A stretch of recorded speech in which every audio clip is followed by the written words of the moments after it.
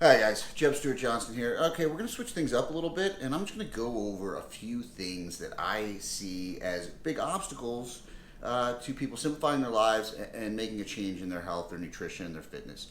So, of course, cooking becomes a big issue, right? I mean, a big obstacle a lot of people say they have is either they don't have time or they don't have the skills to properly cook. And trust me, in New York, I hear this all the time. I mean, I know people that have grown up, they're 40 years old, they've never actually cooked in their own kitchen because their kitchen sits right next to their bed. So I understand this, and it's something that I think a lot of people might face, and they have a fear of talking about it or even approaching it because it seems kind of insurmountable. Well, there's a few simple tools that I use in the kitchen almost every day that make this whole process a lot easier. They save a ton of time. They're going to make it so that you don't even have to be a skilled cook. You don't have to have any regular skills. And it's going to save you a ton of money. Whether you're trying to build muscle, you're trying to lose fat, eating out is just going to give you a lot of frustration, cost a lot of money. It's just not an efficient way to go about it. This way you know everything that's going into your food, and you can have a balanced, nutrient-dense meal, knowing exactly where it comes from, choosing your own ingredients, making it as exciting or as bland as you want it to. So the first instrument I'm going to go over today is, this is kind of one of my go-tos. I've been using it for years now, and it takes anyone, like first-time cook, all the way up to skilled professionals. Everyone uses this thing with the same level of expertise. It makes it that easy, and that's a sous vide. What this thing is it's really just an instrument. You submerge in water, and it circulates the water, heats it up, and it keeps it at a constant temperature, and it cooks your food at the temperature it needs to be cooked at. So today we're going to go with the really basic of almost all my meals, and that's chicken breast, and we're going to do that in the sous vide. So we're going to go from start to finish, kind of take you through how this whole thing works, and show you just how easy it can be to cook a really excellent meal prep at home without any skills, and really just the time it takes to set it up. You don't even have to be home. All right, so this is it. This is a sous vide. This was by Innova. I love this. There's a Wi-Fi one and a Bluetooth one. The Wi-Fi one, I believe you can even set it with your phone, so you don't even have to be home to get it started. So what we've done is we filled this bucket. You can use any kind of receptacle to fill it with water. And I start with pretty warm water. It just means it takes a little less time to start up. We're going to plug this guy in. We set our temperature.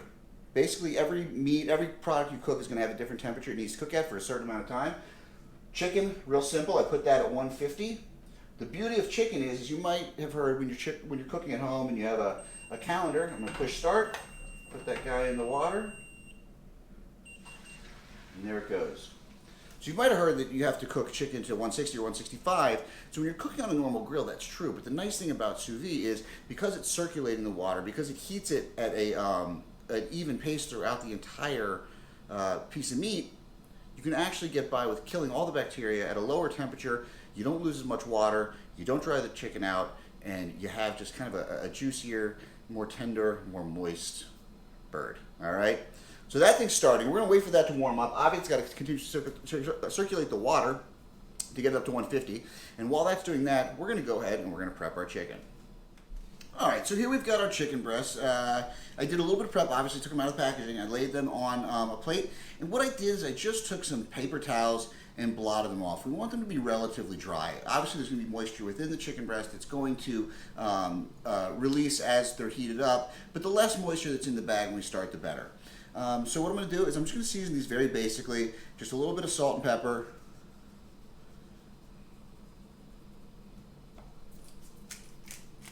You can actually add seasonings depending on what you plan to make, and we'll go over that in a later video, kind of some different spice options. But for today, we just want to keep it really basic because I'm prepping this for my meals for the week, so I don't really know what I'm going to be using this in. I say for the week. This is about 2 days worth here. This is about 2.5 pounds of chicken. I'm going to eat that in about the next 2 days.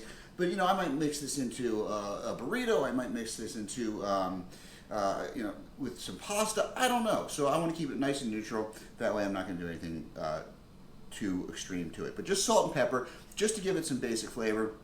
And then we're going to throw this in a bag. We're going to show you how to vacuum seal that. We're going to throw it in there, and literally that's going to be it. All right, so here we have our bag, a simple Ziploc freezer bag. You can get a special vacuum sealer for this. For me, it takes up too much space. It's too time consuming.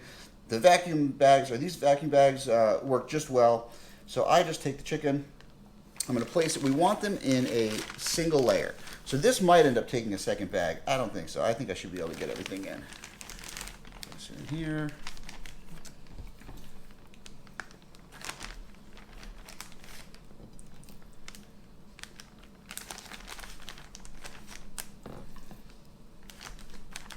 There we go. Perfect. All right, so we've got our chicken all packed ready to go. Now, one thing I've not been including in this video is between each step, I'm making sure to wash my hands. Now, this is important with chicken. You know, it can carry salmonella, it can carry various bacteria, so it's really important whenever you're handling raw chicken, each time you handle it, make sure to wash your hands before you go on to the next step. Anything you touch can be cross-contaminated with any of the bacteria that's on this uncooked chicken. So you want to make sure that you're just keeping health standards up while you're doing this. I know especially those of you who aren't familiar with cooking, you know, I worked in restaurants and that was just hammered into us, so it's something I do almost automatically at this point. But it's something that a lot of people that are newer to cooking might not think about. But any surface that touches, again, anything you touch can become cross-contaminated. So we've got our chicken in the bag.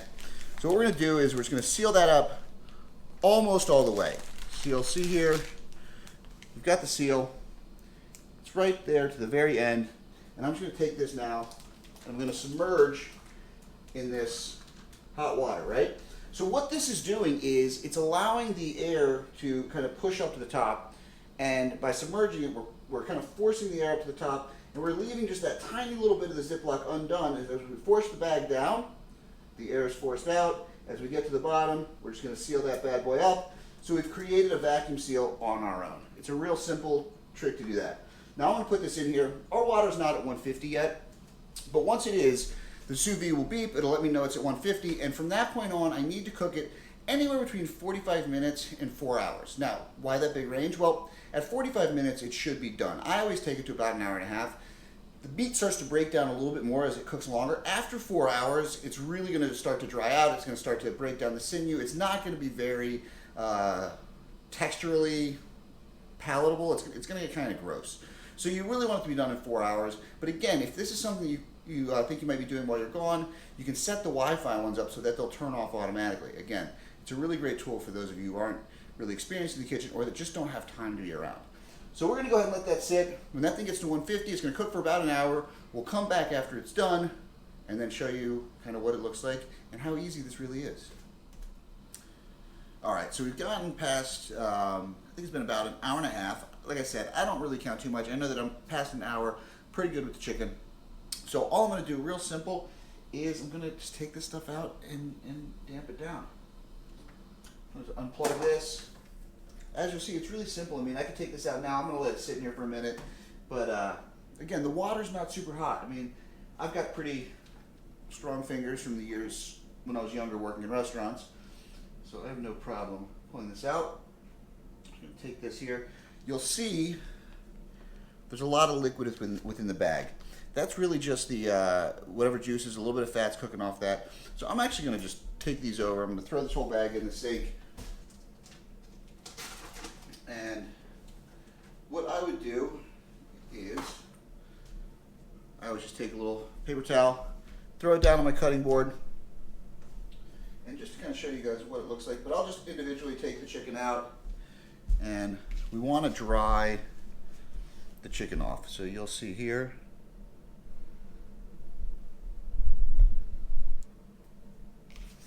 So yeah, just taking it. To dry it off. You can see our seasoning is still on here, and just going to cut into here just so you can see. Now it's fully cooked, but it's tender. It's juicy. It's not dried out. So there you have it, sous vide chicken. It's simple, it's easy, it's something anyone can do. You don't need any cooking experience, any cooking knowledge, any cooking skill, and you don't need time and you don't need prep. I mean, it really is about as simple as you can do. Later, I'll show you some recipes you can do with your already cooked chicken, some simple things you can throw together to kind of take it to the next level. But you know what? This is perfect as is. Mix it with some rice, some potatoes, some vegetables, and you've got yourself a perfect dinner.